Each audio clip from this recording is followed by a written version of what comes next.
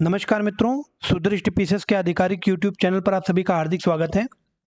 साथियों, आज के इस सत्र में हम भारतीय राज्य व्यवस्था और संविधान या आप कह सकते हैं इंडियन कॉन्स्टिट्यूशन से संबंधित अत्यंत महत्वपूर्ण और परीक्षा के दृष्टिगत अति संभावित जो तथ्य हैं उनका अध्ययन करेंगे। साथियों, भारतीय संविधान का यह हमारा पहला भाग है, तो चलिए शुरू करते हैं। यहाँ पर मित्रों जो सबसे पहला टॉपिक है हमारा वो है संविधान के प्रमुख स्रोत। तो कुछ बहुत ही महत्वपूर्ण स्रोत हैं जो आपसे लगातार परीक्षा में पूछे आते हैं। जैसे अगर हम गणतंत्र की बात करें तो जो गणतंत्र शब्द है यह आपका फ्रांस से लिया गया है। गणतंत्र शब्द आपको कहां पर दिखाई देता है? तो आप देखेंगे जो हमारा प्रेम्बल लिखा हुआ है, प्रस्तावना लिखी गई है कि हम भारत को किस तरह का राज्य बनाने की बात करते हैं। तो यहाँ पर जो ऑर्डर है ये भी इंपॉर्टेंट है, sovereign, socialist, secular, democratic and Republic. तो यहाँ पर ये जो रिपब्लिक वर्ड है ये गणतंत्र की बात करता है और ये आपका कहाँ से लिया गया है? तो ये आपका फ्रांस से लिया गया है। Sovereign, socialist, secular, democratic and Republic, ये ऑर्डर भी बहुत महत्वपूर्ण है। अभी आपका हाल ही में आरओ की परीक्षा हुई है तो इसमें आपका ऑर्डर डायरेक्टली पूछा गया है। ठीक है, इसके बाद संविधान संशोधन की प्रक्रिया जो है, जो कि आपकी अनुच्छेद 368 में वर्णित है, आर्टिकल 368, और राज्यसभा के सदस्यों का निर्वाचन। तो ये दो चीजें जो हैं ये आपकी दक्षिण अफ्रीका से ली गई हैं। इसके अलावा मूल कर्तव्य की अगर हम बात करें, आर्टिकल 51A, यहाँ पर मूल कर्तव्य लिखे गए हैं। और प्रस्तावना में जो न्याय का आदर्श, प्रस्तावना में हम देखेंगे कि जस्टिस प्रोवाइडेड ऑन 3 ग्राउंड। तो 3 ग्राउंड कौन से लिखे गए हैं? सोशल, इकोनॉमिक एंड पॉलिटिकल, सामाजिक, आर्थिक और जो राजनीतिक आधार पर न्याय प्रदत्त करने की बात प्रस्तावना में की गई है। तो यह भी आपका सोवियत संघ या रशिया से लिया गया है। तो मतलब मूल कर्तव्य और न्याय का आदर्श ये दोनों आपके रूस से लिए गए हैं। इसके बाद मित्रों संघात्मक व्यवस्था, अवशिष्ट शक्तियों का केंद्र में निहित होना और केंद्र राज्य संबंध, सेंटर स्टेट रिलेशन। तो ये दो तीनों चीजें जो आपकी हैं इंपॉर्टेंट है, ये आपकी कनाडा से ली गई हैं। ठीक है, तो ये भी महत्वपूर्ण है। अवशिष्ट शक्तियां क्या होती हैं? तो आप देखेंगे मित्रों जो 7वीं अनुसूची है हमारी उसमें 3 सूचियां लिखी गई हैं, संघ सूची, राज्य सूची और संवर्ती सूची। तो संघ सूची में जो विषय हैं उन पर कानून बनाने का जो एक्सक्लूसिव राइट है या अधिकार है वो केंद्र सरकार का है। राज्य सूची में जो विषय लिखे गए हैं उस पर राज्य सरकार कानून बना सकता है। सूची में जो विषय लिखे गए हैं उन पर कानून बनाने का अधिकार दोनों का होता है, राज्य का भी और केंद्र का भी। अब अगर सपोज कीजिए कोई ऐसा विषय है जो इन तीनों सूचियों में वर्णित नहीं है तो उस पर कानून कौन बनाएगा? तो इसे ही कहते हैं अवशिष्ट शक्तियां, और ये आपकी केंद्र में निहित है। तो ऐसे किसी भी विषय पर कानून बनाने का अधिकार केंद्र सरकार के पास होता है। ठीक है, तो यहां पर मित्रों ये तीनों चीजें आपकी कनाडा से ली गई हैं। अगर मंत्रिमंडलीय सरकार की हम बात करें, मंत्रिमंडलीय सरकार, तो ये आपकी ब्रिटेन से ली गई है, ध्यान रखिएगा। न्यायिक समीक्षा, जुडिशियल रिव्यू, सर्वोच्च न्यायालय का संगठन और उपराष्ट्रपति का पद, तो ये तीनों चीजें आपकी अमेरिका से ली गई हैं, मोस्ट इंपॉर्टेंट है। जुडिशियल रिव्यू, ध्यान रखिएगा ये इंपॉर्टेंट है, जुडिशियल रिव्यू आपका अमेरिका से लिया गया है। राज्य के नीति निर्देशक सिद्धांतों की अगर हम बात करें, जिसको हम डीपीएसपी के नाम से जानते हैं, तो ये इनके साथ राज्यसभा के लिए सदस्यों का जो नामांकन है ये आयरलैंड से ली गई है, ध्यान रखिएगा। ठीक है, भारतीय संविधान में मित्रों कई बार ऐसे प्रश्न आता है कि कितने अनुच्छेद, भाग व अनुसूचियां लिखी गई हैं। अब यहाँ पर मित्रों हम लोग कोई सीरियल वाइज नहीं चल रहे हैं, ये आप कह सकते हैं एग्जाम टाइम रिवीजन है। आपकी पीसीएस की परीक्षा लोक सेवा आयोग के द्वारा हाल ही में आयोजित होने वाली है 17 मार्च को, तो उसके लिए पॉलिटी का एक क्विक रिवीजन है ये। तो ये पहला भाग है, इसके बाद आगे भी अपलोड किए जाएंगे वीडियो। तो भारतीय संविधान में कुल 395 अनुच्छेद, 22 भाग और 12 अनुसूचियां वर्णित हैं, ध्यान रखिएगा।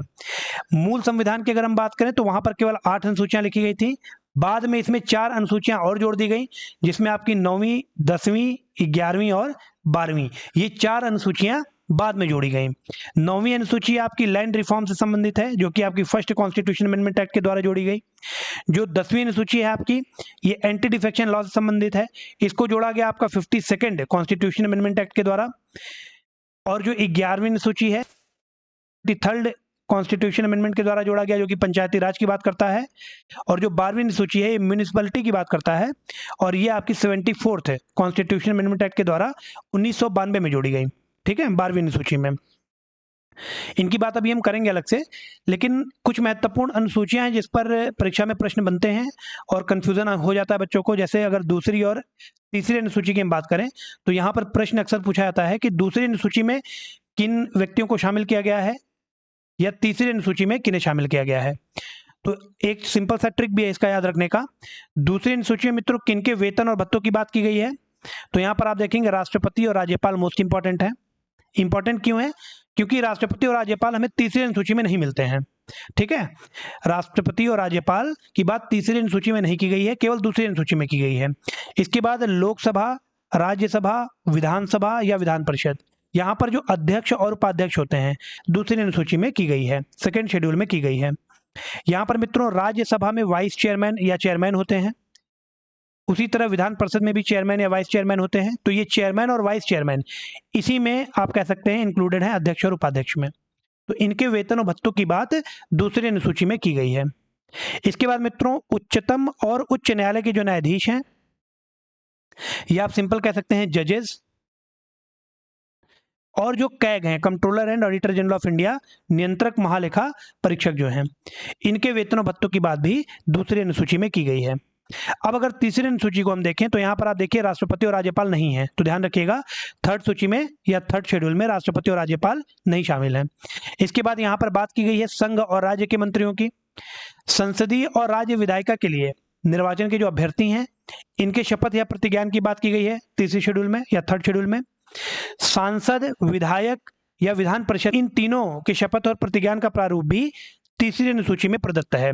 संसद को आप कह सकते हैं सिंपली एमपी, मतलब अब वो चाहे लोकसभा का मेंबर हो या राज्यसभा का। विधायक आप कह सकते हैं एमएलए, और विधान परिषद के जो सदस्य हैं मोस्ट इंपॉर्टेंट है, ध्यान रखिएगा कि जो तीसरी अनुसूची है वहां पर जो विधान परिषद के सदस्य हैं इनके भी शपथ और प्रतिज्ञान का प्रारूप प्रोवाइडेड है। इसके बाद ये दोनों तो आप देखेंगे दूसरी अनुसूची में भी मौजूद थे, उच्चतम और उच्च न्यायालय के न्यायाधीश, और CAG controller and auditor general of India, नियंत्रक महालेखा परीक्षक। तो याद करने का तरीका क्या है कि इसमें प्रेसिडेंट और गवर्नर नहीं है, और उच्चतम और उच्च न्यायालय के न्यायाधीश और नियंत्रक महालेखा परीक्षक ये दोनों ही सूचियों में मौजूद हैं। ठीक है, इसके बाद मित्रों अगर पांचवी अनुसूची की हम बात करें तो यहां पर अनुसूचित क्षेत्रों और अनुसूचित जनजातियों का प्रशासन और नियंत्रण की बात की गई है।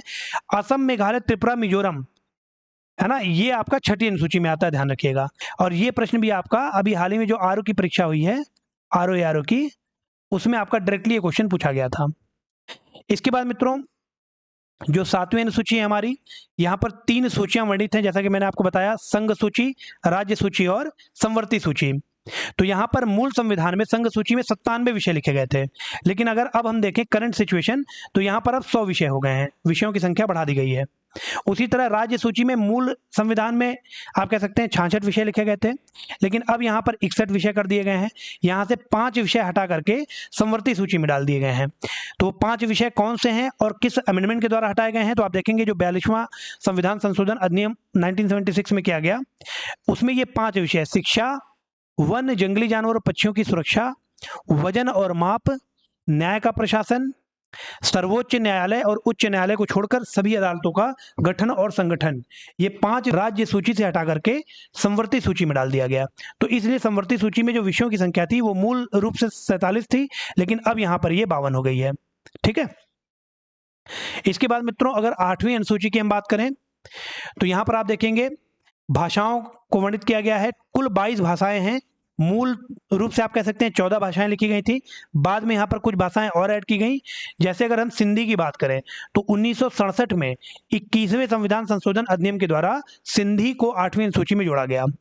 उसी तरह कोंकणी, मणिपुरी और नेपाली, ये 3 भाषाएं हैं, कोंकणी, मणिपुरी और नेपाली, इनको 1992 में 71वें संविधान संशोधन अधिनियम के द्वारा 8वीं अनुसूची में जोड़ा गया।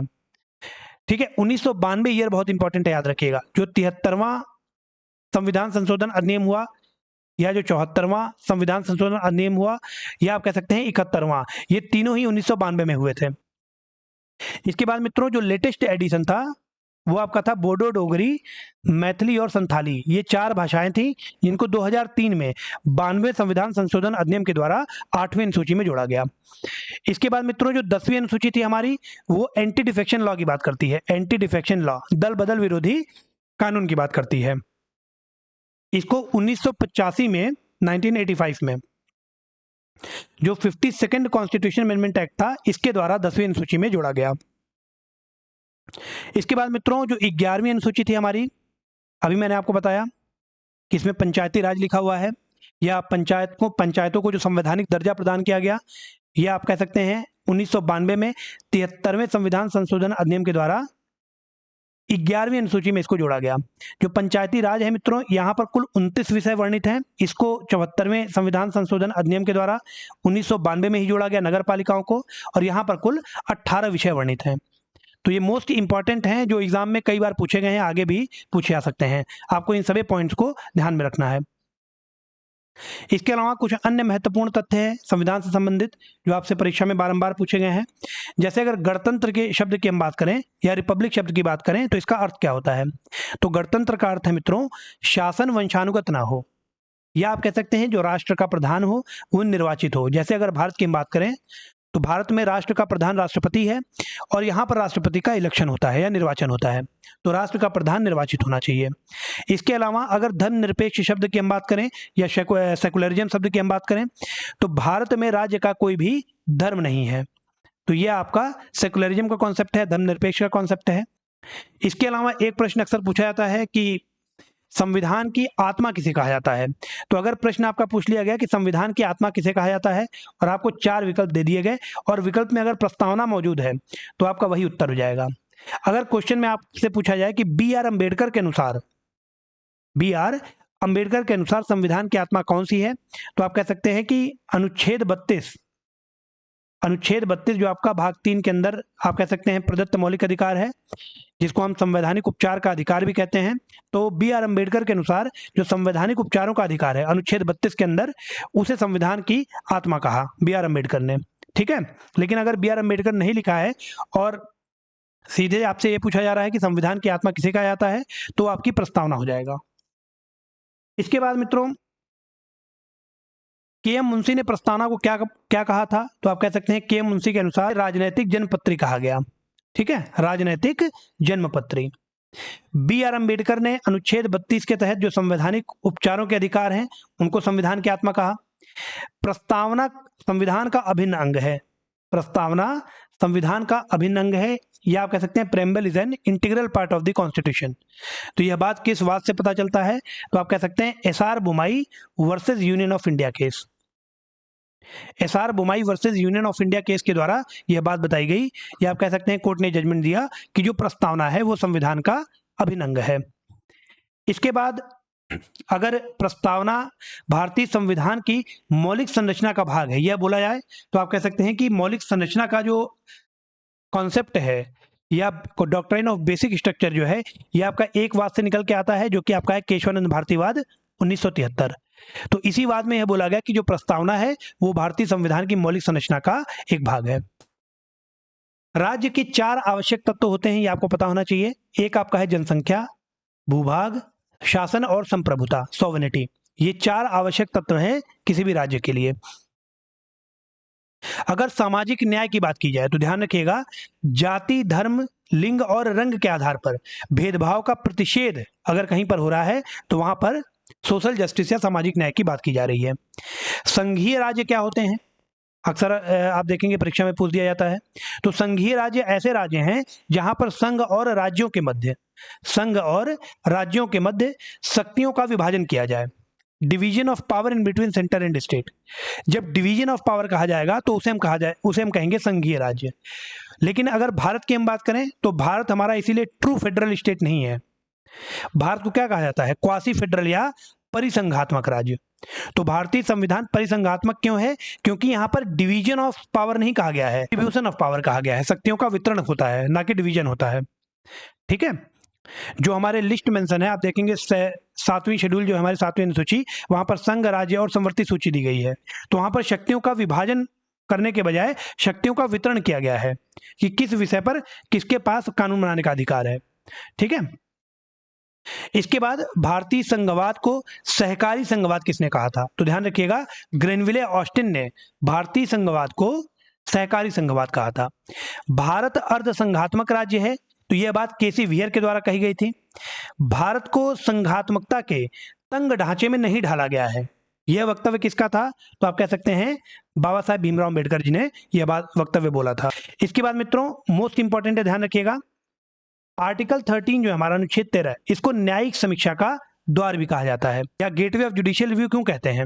क्योंकि आप जब अनुच्छेद 13 पढ़ेंगे तो वहां क्या लिखा गया है कि state shall not make any law which abrogate or abridges rights provided under part 3 of the constitution of India.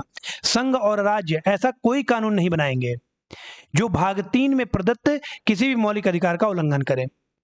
अगर मान लो ऐसा कानून बनता है तो उसे नलिफाई कर दिया जाएगा और वहीं से आपका जुडिशियल रिव्यू का गेटवे ओपन हो जाता है। अगला है समान कार्य के लिए समान वेतन, equal pay for equal work, equal pay for equal work.